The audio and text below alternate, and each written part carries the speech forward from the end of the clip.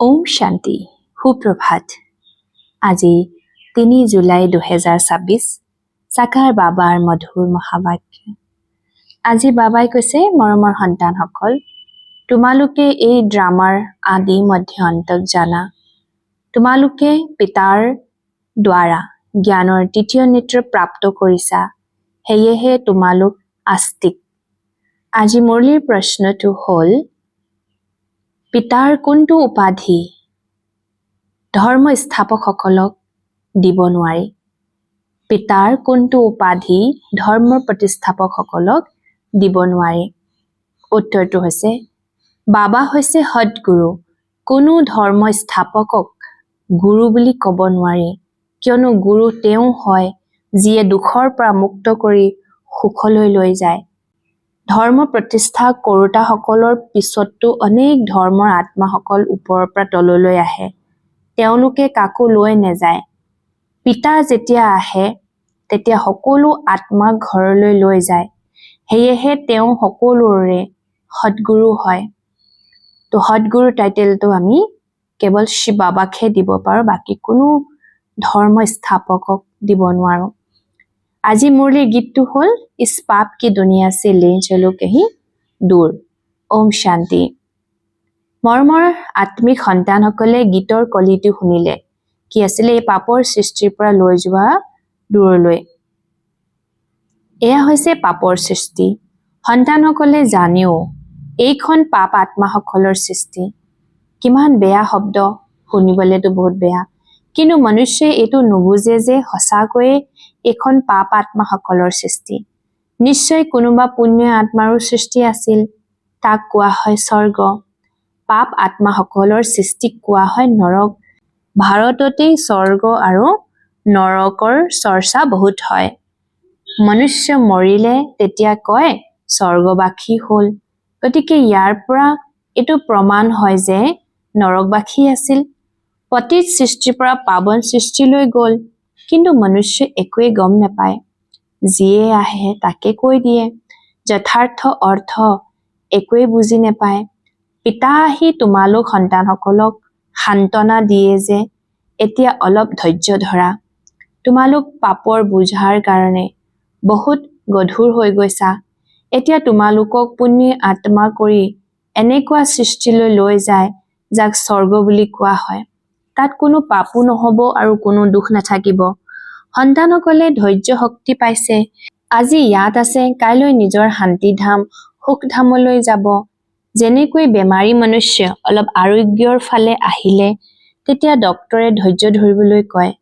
সোনকালে তুমি বহুত ভাল হৈ যাবা এনেকৈ সান্তনা দিয়ে এতিয়া ইয়াতটো হৈছে বেহদৰ ধৈৰ্য বেহদৰ পিতাই কয় তোমালোকতো বহুত দুখী পতিত হৈ গৈছা এতিয়া মই তোমালোক সন্তানসকলক আস্তিক কৰি তোলো আকৌ ৰচনাৰো পৰিচয় দিয়ে ঋষি আদিয়েতো কৈ আহিছে যে আমি ৰচয়িতা আৰু ৰচনাক নাজানো এতিয়া তেওঁ কোনে জানে কেতিয়া আৰু কাৰ দ্বাৰা জানিব পাৰে এইটো কোনেও গম নাপায় ড্ৰামাৰ আদি মধ্যে অন্তক কোনেও নাজানে পিতাই কয় মই সংগম যুগত আহি ড্ৰামা অনুসৰি তোমালোক সন্তানসকলক পোন প্ৰথমে আস্তিক কৰি তোলো আকৌ তোমালোকক ৰচনাৰ আদি মধ্যে অন্তৰ ৰহস্য শুনাও অৰ্থাৎ তোমালোকৰ জ্ঞানৰ তৃতীয় নেত্ৰ মুকলি কৰো তোমালোকে ৰশ্মি পায়া গলা পোহৰ পাই গলা চকুৰ ৰশ্মি নোহোৱা হৈ গলে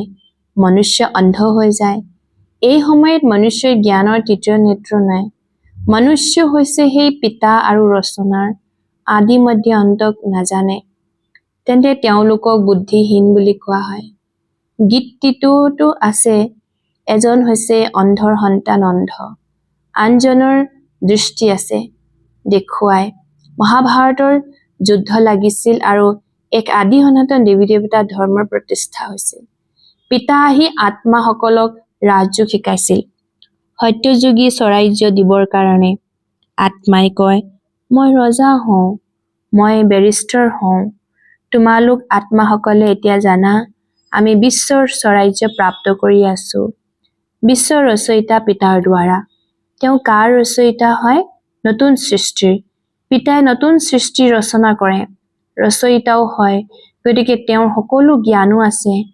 গোটেই বিশ্বৰ ইতিহাস কোনো এজনেও নাজানে, কাৰো জ্ঞানৰ তৃতীয় নেত্ৰ নাই। পিতাৰ বাহিৰে কোনেও তৃতীয় নেত্ৰ দিব নোৱাৰে। বিশ্বৰ ইতিহাস, ভূগোল, মূলধাম, সূক্ষ্মধাম, স্থূলধাম এই সকলোবোৰ তোমালোকে জানা। মূলধাম হৈছে আত্মাসকলৰ সৃষ্টি। সন্ন্যাসীসকলে কয় আমি ব্ৰহ্মত লীন হৈ যাম বা জ্যোতিৰ্যুত সমাহিত হৈ যাম, এনেকুৱা নহয়। তোমালোকে জানা ব্ৰহ্মতত্ত্বত গৈ নিবাস কৰিম। সেই শান্তিধাম হৈছে ঘৰ। তেওঁলোকে কৈ দিয়ে ব্ৰহ্মই ভগৱান। কিমান পাৰ্থক্য আছে। ব্ৰহ্মটো তত্ত্ব হয়, যেনেকৈ আকাশ তত্ত্ব, তেনেকৈ ব্ৰহ্মও তত্ত্ব, য'ত আমি আত্মাসকল আৰু পৰম পিতা পৰমাত্মা নিবাস কৰোঁ। তাক মৰমৰ ঘৰ বুলি কোৱা হয়। সেয়া হৈছে আত্মাসকলৰ ঘৰ। সন্তানসকলে গম পাইছে যে ব্ৰহ্ম মহতত্ত্বত কোনো আত্মা লীন নহয় আৰু আত্মা কেতিয়াও বিনাশ নহয়। আত্মা অবিনাশী। এই ড্ৰামাখনো পূৰ্ব নিৰ্ধাৰিত অবিনাশী। এই ড্ৰামাত কিমান ভাৱৰীয়া আছে। এতিয়া হৈছে সংগম যুগ, যি সময়ত সকলো ভাৱৰীয়া উপস্থিত আছে। ড্ৰামা যেতিয়া পূৰা হয়, তেতিয়া সকলো ভাৱৰীয়া ৰচয়িতা আদি সকলো আহি উপস্থিত হয়। এই সময়ত এই বেহদৰ ড্ৰামাও পূৰা হয়, আকৌ পুনৰাবৃত্তি হ'ব। সেই হদৰ ড্ৰামাসমূহত সলনি হ'ব পাৰে, ড্ৰামা পুৰণা হৈ যায়। এই ক্ষণটো বেহদৰ ড্ৰামা, অনাদি অবিনাশী। পিতাই ত্ৰিকালদৰ্শী, ত্ৰিনীতি কৰি তোলে। দেৱতাসকল কোনো ত্ৰিকালদৰ্শী নহয়, শূদ্ৰ বৰ্ণ সকলো ত্ৰিকালদৰ্শী নহয়। ত্ৰিকালদৰ্শীটো কেৱল তোমালোক ব্ৰাহ্মণ বৰ্ণ সকলহে হোৱা। যেতিয়ালৈকে ব্ৰাহ্মণ নহয় তেতিয়ালৈকে জ্ঞানৰ তৃতীয় নেত্ৰ পাব নোৱাৰে। তোমালোকে বৃক্ষৰ আদি মধ্য অন্ত সকলো ধৰ্মকো জানা। তোমালোকো মাষ্টৰ জ্ঞানপূৰ্ণ হৈ যোৱা। পিতাই সন্তানসকলক নিজৰ সমান কৰি গঢ়ি তুলিব নহয়। জ্ঞানৰ সাগৰটো এজনেই পিতা, যিজন সকলো আত্মাৰ পিতা। সকলো সন্তানক আস্তিক কৰি ত্ৰিকালদৰ্শী কৰি তোলে। এতিয়া তোমালোক সন্তানসকলে সকলোকে এইটো ক'ব লাগে যে শিৱ বাবা আহিছে, তেওঁক স্মৰণ কৰা। যিসকল আস্তিক হৈছে তেওঁলোকৰ পিতাৰ প্ৰতি ভাল স্নেহ থাকে। তোমালোকৰ প্ৰতি পিতাৰো স্নেহ আছে। তোমালোকক স্বৰ্গৰ উত্তৰাধিকাৰ দিয়ে। গায়ন কৰা হৈছে যে বিনাশ কালত অপ্ৰীতিকৰ বুদ্ধিৰ বিনাশ আৰু বিনাশ কালত প্ৰীত বুদ্ধিৰ বিজয় হয়। গীতাত থকা কোনো কোনো শব্দ সঁচা। শ্ৰীমদ ভাগৱতত গীতা হৈছে সৰ্বোত্তম শাস্ত্ৰ, আদি সনাতন দেৱী দেৱতা ধৰ্মৰ শাস্ত্ৰ। এইটো বুজোৱা হৈছে যে মুখ্য ধৰ্মশাস্ত্ৰ হৈ 4খন। অন্য যি ধৰ্মাৱলম্বী আছে তেওঁলোকতো আহে কেৱল নিজৰ ধৰ্ম প্ৰতিষ্ঠা কৰিবলৈ। ৰাজত্ব আদিৰ কথা নাই। তেওঁলোকক গুৰু বুলিও ক'ব নোৱাৰি। গুৰুসকলৰতো কামেই হৈছে উভতাই লৈ যোৱা। ইব্ৰাহিম, বুদ্ধ, যীশুখ্ৰীষ্ট আদিতো আহে, আকৌ তেওঁলোকৰ পাছত তেওঁলোকৰ বংশাৱলীও আহে। গুৰু সেইজন যিয়ে দুখৰ পৰা মুক্ত কৰে আৰু সুখলৈ লৈ যায়। তেওঁলোকেতো কেৱল ধৰ্ম প্ৰতিষ্ঠা কৰিবলৈ আহে। ইয়াততো বহুতকে গুৰু বুলি কৈ দিয়ে। ব্ৰহ্মা, বিষ্ণু, শংকৰকো গুৰু বুলি ক'ব নোৱাৰি। এজন শিৱ বাবাই সকলোৰে সদ্গতি দাতা সদ্গুৰু। আবাহনো এক ৰামকেই জনায়। শিৱ বাবাকো ৰাম বুলিয়ে কয়।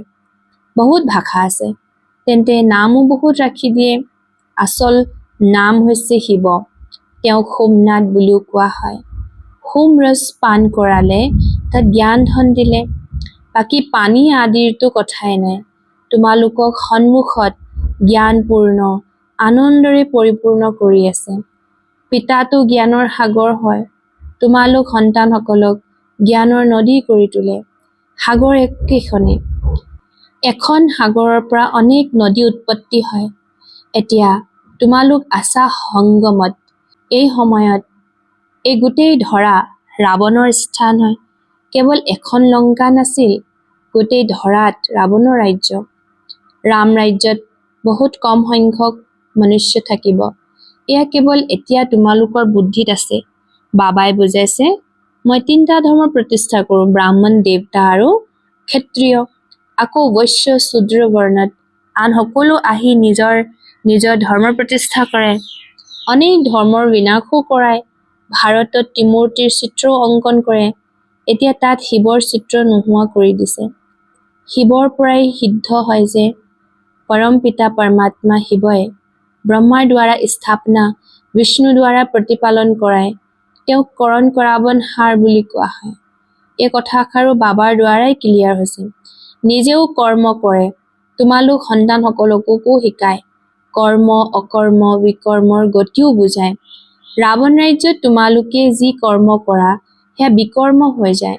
সত্য যুগত যি কৰ্ম কৰা সেয়া অকৰ্ম হৈ যায়। ইয়াত বিকৰ্মই হয়, কিয়নো ৰাৱণৰ ৰাজ্য সত্য যুগত 5 বিকাৰ নাথাকেই। এটি কথা বুজিবলগীয়া আৰু ছেকেণ্ডত বুজোৱা হয়। ওমৰ অৰ্থ তেওঁলোকেতো বহুত বিস্তাৰত বুজায়। পিতাই কয়, ঔম মানে মই আত্মা আৰু এইটো মোৰ শৰীৰ। কিমান সহজ। আৰু তোমালোকে বুজি পোৱা আমি সুখধামলৈ গৈ আছো। শ্ৰীকৃষ্ণৰ মন্দিৰক সুখধাম বুলি কয়। হয়ো কৃষ্ণপুৰী। মাতাসকলে কৃষ্ণপুৰীলৈ যাবৰ কাৰণে বহুত পৰিশ্ৰম কৰে। তোমালোকে এতিয়া ভক্তি নকৰা, তোমালোকে জ্ঞান পালা, আৰু কোনো মনুষ্য মাত্ৰ এই জ্ঞান নাই। মই তোমালোকক পাৱন কৰি যাওঁ, আকৌ পতিত কোনে কৰি তোলে এইটো কোনেও ক'ব নোৱাৰে। সকলো পুৰুষ অথবা মহিলা হৈছে ভক্ত হিতা। সকলোৰে সদ্গতি কৰোতা হৈছে পিতা। সকলো ৰাৱণৰ কাৰাগাৰত আছে। এইখন হয়ে দুখধাম। পিতাই তোমালোকক সুখধামৰ পৰা মালিক কৰি তোলে। এনেকুৱা পিতাক তোমালোকেহে দেখা। লক্ষ্মীনাৰায়ণৰ আত্মাৰ এতিয়া জ্ঞান আছে। মই সৰু কালত এয়া হওঁ মানে কৃষ্ণ হওঁগে, পুনৰ ডাঙৰ হ'ম, এনেকৈ শৰীৰ ত্যাগ কৰিম, পুনৰ আন এটা শৰীৰ ল'ম। আন কাৰো এই জ্ঞান নাই। পিতাই কয়, তোমালোক সকলো পাৰ্বতী। শিৱ বাবাই তোমালোকক অমৰ কথা শুনাই আছে, অমৰ কৰি তুলিবলৈ, অমৰ লোকলৈ লৈ যাবৰ কাৰণে। এয়া হৈছে মৃত্যু লোক। তোমালোক সকলো পাৰ্বতী অমৰনাথৰ দ্বাৰা অমৰ কথা শুনি আছা। সঁচাকৈ হোৱা, কেৱল পিতাক স্মৰণ কৰি।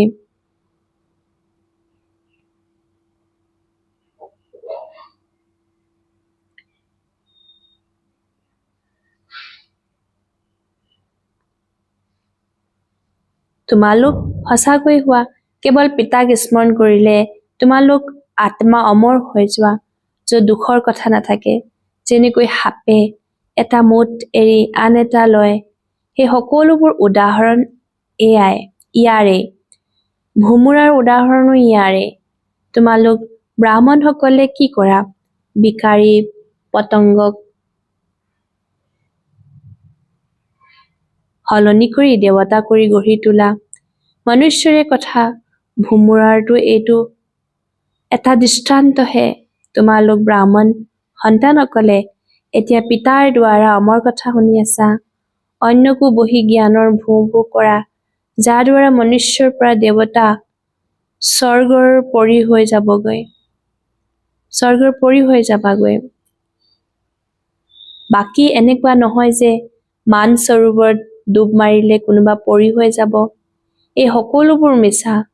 তোমালোকে মিছাই শুনি আহিছা। এতিয়া পিতাই সত্য কথা শুনায়। এতিয়া পিতাই কয়, নিজক আত্মা বুলি বুজা, মানে ভাবা। তোমালোকে বুজি পোৱা নিৰাকাৰ পৰম পিতা পৰমাত্মাই এই মুখৰ দ্বাৰা শুনাই আছে, মানে ব্ৰহ্মাৰ মুখৰ দ্বাৰা শুনাই আছে। আমি এই কাণেৰে শুনি আছো। আত্মাভিমানী হ'ব লাগে। আকৌ আত্মায়েওতো উপলব্ধি কৰায় মই কোন। আকৌ পৰমাত্মায়ো উপলব্ধি কৰোৱাই মই কোন। আন কোনেও আত্মাভিমানী কৰি তুলিব নোৱাৰে। পিতাৰ বাহিৰে আৰু কোনেও ক'ব নোৱাৰে যে তোমালোক আত্মাভিমানী হোৱা। শিৱ জয়ন্তী পালন কৰে, কিন্তু তেওঁৰ জয়ন্তী কেনেকৈ হয় এইটো নাজানে। পিতাই নিজে আহি বুজায়, মই সাধাৰণ বৃদ্ধ শৰীৰত প্ৰৱেশ কৰোঁ, নহলে ব্ৰহ্মা আহিব ক'ৰ পৰা। পতিত শৰীৰেই লাগে। সূক্ষ্ম ধাম নিবাসী ব্ৰহ্মাৰ শৰীৰত বিৰাজমান হৈও ব্ৰাহ্মণ ৰচনা নকৰোঁ, কয় মই পতিত হৰি পতিত সৃষ্টিত আহোঁ। গায়ন কৰা হৈছে ব্ৰহ্মাৰ দ্বাৰা স্থাপনা। পুনৰ যাৰ স্থাপনা কৰে, যিসকলে এই জ্ঞান পায় তেওঁলোক দেৱতা হৈ যায়। মনুষ্যই ব্ৰহ্মাৰ চিত্ৰ দেখি বিভূতিত পৰে, কয় এয়াতো দাদাৰ চিত্ৰ, প্ৰজাপিতা ব্ৰহ্মাটো নিশ্চয় ইয়াত থাকিব, সূক্ষ্ম ধামত কেনেকৈ প্ৰজা ৰচিব। প্ৰজাপিতাৰ সন্তান হাজাৰ হাজাৰ, ব্ৰহ্মা কুমাৰ কুমাৰী আছে, মিছা জানো হব, আমি শিৱ বাবাৰ দ্বাৰা উত্তৰাধিকাৰ প্ৰাপ্ত কৰি আছো। তোমালোক সন্তানসকলক বুজাইছে তেওঁ হৈছে অব্যক্ত ব্ৰহ্মা। প্ৰজাপিতাটো সাকাৰত লাগে, এওঁ পতিত জনেইতো পাৱন হয়, তততম তোমালোকৰ ক্ষেত্ৰতো সেয়াই। আচ্ছা, ভাল বাৰু। অতি মৰমৰ কল্পৰ পাছত পুনৰাই লগ পোৱা সন্তানসকলৰ প্ৰতি মাতা পিতা বাপ দাদাৰ স্নেহপূৰ্ণ স্মৰণ আৰু সুপ্ৰভাত। আত্মিক পিতাৰ আত্মিক সন্তানসকলক নমস্কাৰ। এনেকুৱা বনাওতা শিৱ বাবাকো আমাৰ সন্তানসকলৰ মৰম, ওম শান্তি। শুক্ৰিয়া বাবা, শুক্ৰিয়া।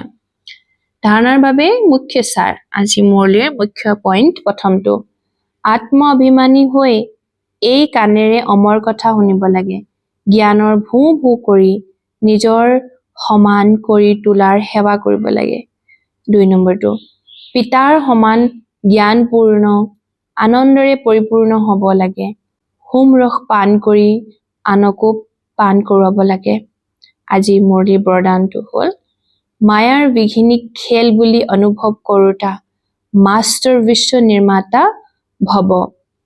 ইয়াৰ সাৰাংশ হৈছে যেনেকৈ কোনো বয়সীয়াল লোকৰ আগত শিশুৱে নিজৰ বাল্যকালৰ অসাৱধানতাৰ কাৰণে কিবা কৈ দিলেও কৰি দিলেও তেতিয়া বয়সীয়ালসকলে বুজে যে এওঁ নিৰ্দোষী, অজ্ঞান শিশু, কোনো প্ৰভাৱ নপৰে। তেনেকৈয়ে যেতিয়া তোমালোকে নিজক মাষ্টাৰ বিশ্ব নিৰ্মাতা বুলি বুজিবা, তেতিয়া এই মায়াৰ বিঘিনি শিশুৰ খেলৰ দৰে লাগিব। মায়াই যিকোনো আত্মাৰ দ্বাৰা সমস্যা বিঘিনি বা পৰীক্ষাৰ কাকত হৈ আহি গলে তেতিয়া তালৈ ভয় নোখোৱা, সেয়া নিৰ্দোষী বুলি বুজিবা। আজিৰ শ্লোগানটো হ'ল স্নেহ, শক্তি আৰু ঈশ্বৰীয় আকৰ্ষণ নিজৰ মাজত ধাৰণ কৰা, তেতিয়া সকলো সহযোগী হৈ যাব। অব্যক্ত ইংগিত, জ্বালামুখী স্থিতিত থাকি শক্তিশালী স্মৃতিৰ অনুভৱ কৰা। এতিয়া জ্বালামুখী হৈ আখৰিক সংস্কাৰ, আখৰিক স্বভাৱ সকলো ভস্ম কৰা। যেনেকৈ দেৱীসকলৰ স্মাৰকত দেখুৱাই যে অগ্নিৰে অসুৰসমূহক সংহাৰ কৰিলে। অসুৰ কোনো ব্যক্তি নহয়, কিন্তু আচুৰিক শক্তিসমূহ ধ্বংস কৰিলে। এয়া এতিয়া তোমালোকৰ জ্বালামুখী স্বৰূপ স্থিতিৰ স্মাৰক। এতিয়া এনেকুৱা যুগৰ অগ্নি প্ৰজ্বলিত কৰা, যাৰ দ্বাৰা এই কলিযুগী সংসাৰখন জ্বলি ভস্ম হৈ যায়। এনেকুৱা বাবাই কৈছে যোগ অভ্যাস কৰা, যে কলিযুগী পুৰণা সংস্কাৰ, পুৰণা দুনিয়া, দুখৰ দুনিয়া জ্বলি ভস্ম হৈ যায়। তাৰ কাৰণে বিশেষ যুগত অগ্নি ৰূপ ধাৰণ কৰিব লাগিব। আচ্ছা, ওম শান্তি, ওম শান্তি, ওম শান্তি।